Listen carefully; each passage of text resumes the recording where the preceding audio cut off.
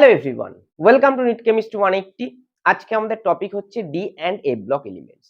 তোমরা যারা ক্লাস 12 এ আছো অথবা আগামী দিনে নিট কিংবা জেই দিতে চলেছো অথবা তোমরা ড্রপার্স যারা আছো তাদের রেসপেক্টে কিন্তু D and A block elements একটি most important chapter with respect to NEET, JEE এবং ডাব্লিউজেই এবং সেই সঙ্গে বোর্ড লেভেল। তো সব ধরনের টপিকের উপরে আমরা কিন্তু আজকে ডি অ্যান্ড এ ব্লকের উপরে একটি পার্ট 1 ভিডিও এনেছি। এই ভিডিওটি দেখার পরে আশা করছি তোমাদের ডি অ্যান্ড এ ব্লক থেকে অনেকটা সমস্যার সমাধান হবে এবং আগামী দিনেও আমরা ডি অ্যান্ড এ ব্লক থেকে আরো একটি বা দুটি ভিডিও আপলোড করব। তাই তোমরা যারা আমার চ্যানেলে নতুন আছো অবশ্যই চ্যানেলটি সাবস্ক্রাইব করে নোটিফিকেশন বেলটি প্রেস করে দাও, কারণ আমরা এইভাবেই প্রত্যেকদিন টপিক ওয়াইজ ভিডিও আপলোড করি, যেখানে আমরা ফার্স্টে টপিক ডিসকাস করি এবং তারপরে গিয়ে আমরা এমসিকিউ সিরিজ নিয়ে আসি। তো চলো ভিডিওটি শুরু করছি। দেখো ফার্স্ট কোশ্চেন কি বলেছে, the spin only magnetic moment, অর্থাৎ স্পিন অনলি ম্যাগনেটিক মোমেন্ট বার করতে বলেছে কার ক্ষেত্রে, Fe3+ এর ক্ষেত্রে ইন বোর ম্যাগনেটন। চারটে অপশন দেওয়া আছে, 4.92, 6.92, 3.92, 5.92। দেখো আমরা জানি আয়রন অ্যাটমিক নাম্বার কত, 26। তাহলে আয়রন 2+ কি হবে, লাস্টে 6 আছে, তাহলে কি হবে 3d6। আয়রন 3+ তাহলে কি হবে, আরো একটা ইলেকট্রন বেরিয়ে যাবে এখান থেকে, তার মানে আমাদের আসবে 3d5। অর্থাৎ ডি অরবিটালে আমাদের 5টা ইলেকট্রন আছে। তাহলে ডি অরবিটালে যদি 5টা ইলেকট্রন থাকে, 1 2 3 4 5, তাহলে প্রত্যেকটাই একটা করে আমাদের আনপেয়ার্ড ইলেকট্রন আছে অ্যাকর্ডিংস টু হুনস রুল। তাহলে এই ক্ষেত্রে আমার n কত, n উইল বি 5। তাহলে ম্যাগনেটিক মোমেন্ট মিউ কত আসবে, মিউ আমরা জানি √n ইন্টু n+2। তাহলে এই ক্ষেত্রে আসবে √5 ইন্টু 5+2। তাহলে আমরা পাবো √35, আর √35 মানে আমরা জানি 5.92 বোর ম্যাগনেটন।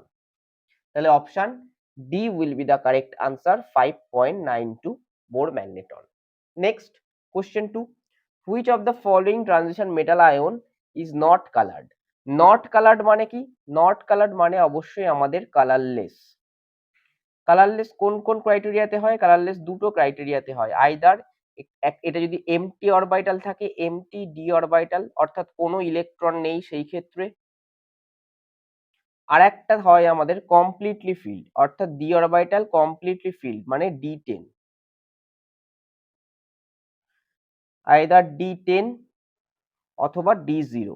এই দুটো কেসে একমাত্র আমাদের কালারলেস হতে পারে। দেখো কি কি বলেছে, Cu+, V3+, Cobalt2+, Ni2+।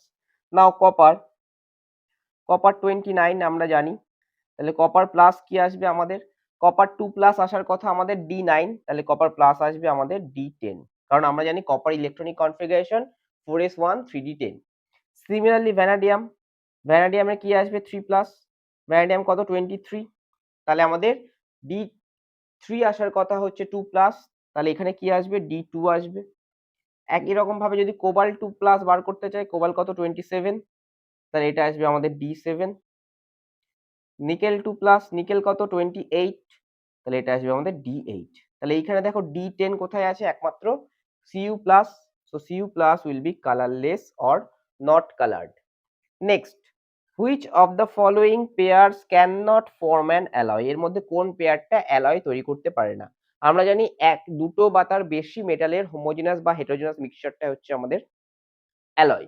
Homogeneous মিক্সচারটাই বলি আমরা মেইনলি, তো সেটা অ্যালয়। কারা ফর্ম করতে পারে না, দেখো মার্কিউরি অ্যামালগাম ফর্ম করে এক্সেপ্ট দুটো মেটাল, একটা হচ্ছে আয়রন মানে Fe অ্যান্ড প্ল্যাটিনাম, এই দুটো মেটাল ছাড়া মার্কিউরি অ্যামালগাম ফর্ম করতে পারে। তাহলে এইটা হবে, এইটা হবে, এইটাও হবে, বাট এইটা হবে না। তো this one will not be possible. তাহলে এই হচ্ছে আমাদের ফার্স্ট 3টে কোশ্চেন গেল।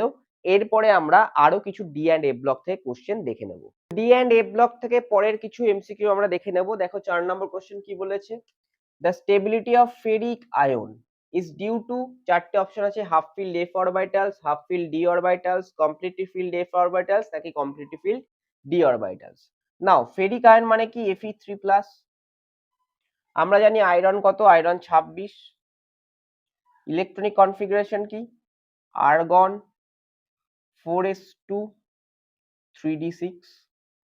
তাহলে Fe3+ কি হবে, Fe3+ হবে আমার এখান থেকে দুটো যাবে আর এখান থেকে একটা যাবে, তাহলে আমরা পেয়ে যাবো Fe3+ হচ্ছে 3d5। তাহলে 3d5 যদি হয় তাহলে আমাদের এখানে ইলেকট্রনিক কনফিগারেশন যদি করি আমরা, তাহলে এইটা আমাদের d অরবিটাল 3d, 5টা মানে একটা একটা একটা একটা একটা, তাহলে এটা কি আসছে, এটা আমাদের হাফ ফিল্ড আসছে, প্রত্যেকটাই একটা একটা করে আছে। তাহলে হাফ ফিল্ড মানে কি, এখানে আমরা মোর স্টেবিলিটি পাবো।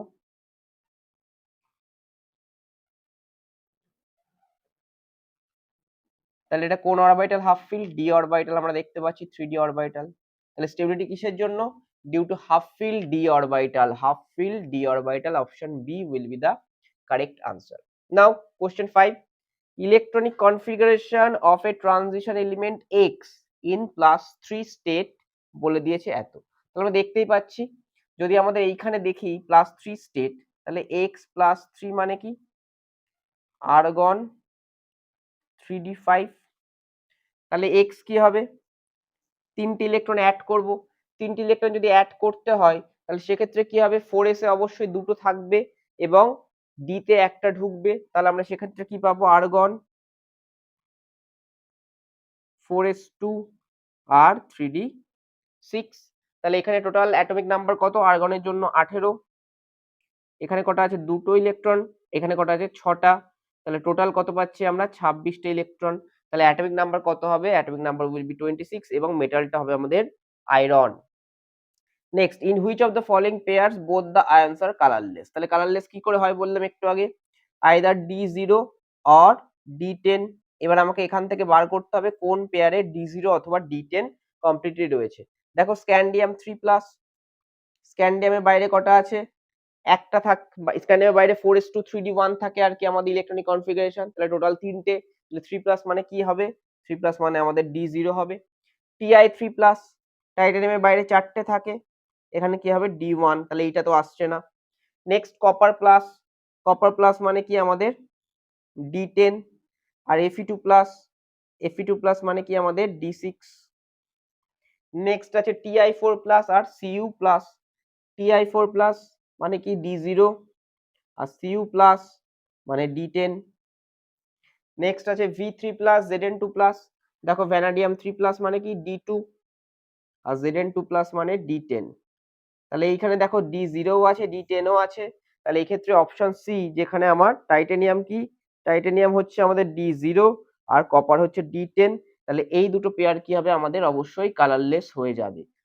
আমরা কিন্তু মনে রাখবো, কালারলেস হতে গেলে D0 অথবা D10 হতে হবে, বাকি প্রত্যেকে কালার্ড হবে। এই জায়গা থেকে কিন্তু কোশ্চেন আসবে, ম্যাগনেটিক মোমেন্ট থেকে কোশ্চেন আসবে, প্যারাম্যাগনেটিক ডায়াম্যাগনেটিক থেকে কোশ্চেন আসবে। যারা প্যারাম্যাগনেটিক ডায়াম্যাগনেটিক জানো না, তারা আমার চ্যানেলে একটি শর্টস আমি দিয়ে রেখেছি প্যারাম্যাগনেটিক ও ডায়াম্যাগনেটিক উপরে 1 মিনিটের উপরে, তোমরা কিন্তু খুব সহজেই সেটা শর্ট ট্রিকের মাধ্যমে করে ফেলতে পারো। তো এই অবধি ছিল D block and A block elements এর পার্ট 1 ভিডিও। এরপরে আমাদের পরের পার্টগুলোর উপরে আমরা করব এবং প্রত্যেকটা টপিকের উপরে আলাদা আলাদা করে ভালো করে আমরা এমসিকিউ সলভ করে প্রত্যেকটা টপিক ভালো করে ঝালিয়ে নেব, যাতে ডি এন্ড এ ব্লকের উপরে আমাদের কোনো ভীতি না থাকে। যদি ভিডিওটি ভালো লাগে অবশ্যই ভিডিওটি লাইক করো, বন্ধুদের সঙ্গে শেয়ার করো এবং চ্যানেলটি সাবস্ক্রাইব করে নোটিফিকেশন বেলটি প্রেস করতে ভুলো না। নমস্কার।